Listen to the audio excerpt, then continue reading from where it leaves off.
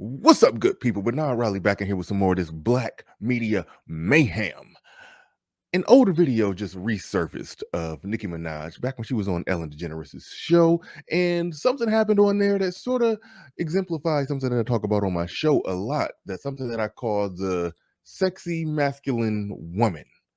Let's roll the not so beautiful bean footage and check it out. I hate cuddling after. It's like, once I get mine, if I feel really, really great, leave me alone. Go away.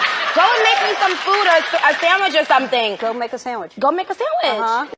And there it is right there. We talk a lot on my show how this modern woman can be sexy and masculine at the same time, where she basically operates of the way that a lot of men operate. And at least that's what they say most of us do. And there's some truth in that with some that, yeah, you know, after sex, hey, we through with you. We got ours. We done. No, go on. What are you doing? Why you touching me? Go do something. Go make me something to eat. Go make a sandwich, as we say. And then that's when we get called chauvinist and misogynist for. But if we get called chauvinist or misogynist, we have to bare minimum say that a woman who's operating and talking the same way, that she's at least a masculine woman. If she's operating in the same way, in the same context, that causes people to call men male chauvinist or misogynist.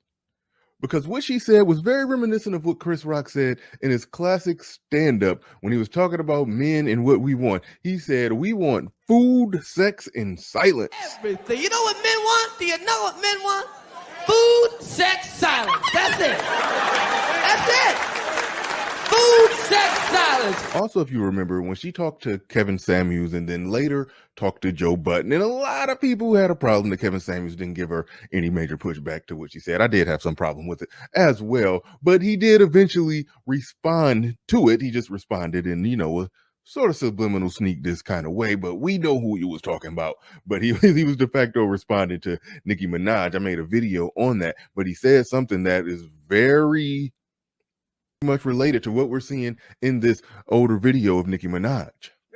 Nothing remotely feminine. And this is why you start to see so many women who are trying to overcome their lack of femininity with feminine adornments. Look at how many masculine women wear long weaves, long braids, long fingernails, walk around with face beat like glamour shots.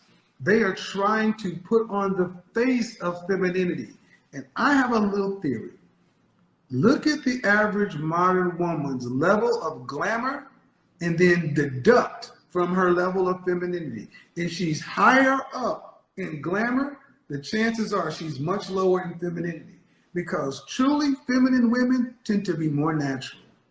They don't. What he was describing right there is the sexy masculine woman. She's a masculine woman where many things that she says, she walks like a man, she talks like a man, she beats her chest and grabs her junk like a man. She does all of that, but at the end of the day, she's still presenting as a sexy, attractive, feminine woman. She presents in that way, but she behaves in a completely different way. That's why I call it the sexy masculine woman.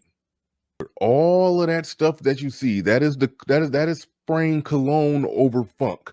That's essentially what they're doing. We've all seen that person who you probably worked with where they didn't bathe that much, but they just tried to spray some cologne over it, so you don't really notice you don't know that they didn't take a shower, but the funk sort of comes through.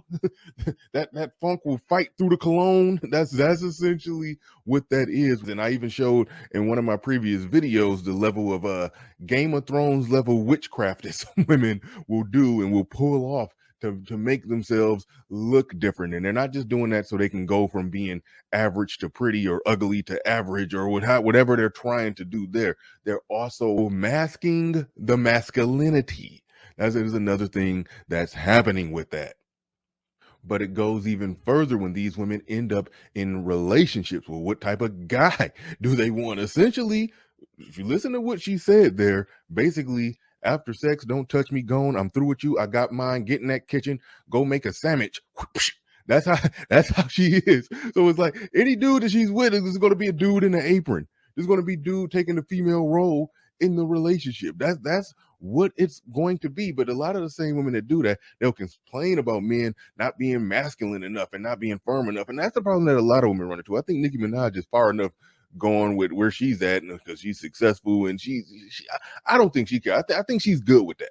I think she's actually good with having a dude in an apron being in that woman role. Either that or she's just on some more fake it for the crowd type stuff, say things like that to get the female audience to clap.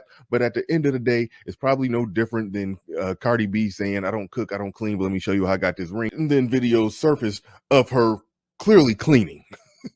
Maybe there's an element of that in there, but I do think with a lot of them, they bask in the glory of it. They want submissive men catering to them. And I think, again, somebody like Nicki Minaj, she can write her own ticket or whatever kind of life that she wants. I think it don't work tested under fire in real relationships with real people, but that's what's promoted. That's what's promoted. I used to feel like I had to have a man. I swear, my whole adult life, I used to feel like I had to have a man. And I want every woman out here to know, you absolutely don't. You can go. Amen, sister. I want women to know also, you don't need a man.